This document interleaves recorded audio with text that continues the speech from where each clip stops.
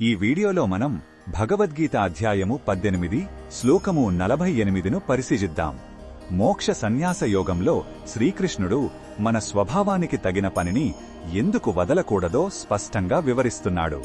మొదటగా ఈ పవిత్ర శ్లోకాన్ని భక్తితో విందాం. సహజం కర్మ కౌంతేయ సదోషమపి న త్యజేత్ సర్వారంభా హి దోషేణ ధూమేనాగ్నిరివావృతాః. ఈ శ్లోకం అర్థమేమిటంటే, ఓ కౌంతేయ, నీ స్వభావానికి అనుగుణంగా సహజంగా వచ్చిన పనిలో కొన్ని లోపాలు ఉన్నప్పటికీ దానిని ఎప్పుడూ విడిచిపెట్టవద్దు. ఎందుకంటే పొగతో నిప్పు కప్పబడినట్లు ఈ ప్రపంచంలోని ప్రతి పని ఏదో ఒక దోషంతోనే ఆవరించి ఉంటుంది.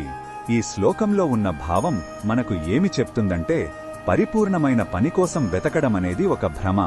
ప్రతి పనిలోనూ ఏదో ఒక సవాలు లేదా లోపం ఉంటుంది. అసలైన ఆధ్యాత్మికత మనకు నిర్దేశించిన పనిని అంగీకరించి దానిని నిస్వార్థంగా భగవంతునికి అర్పణగా చేయడంలోనే ఉంది.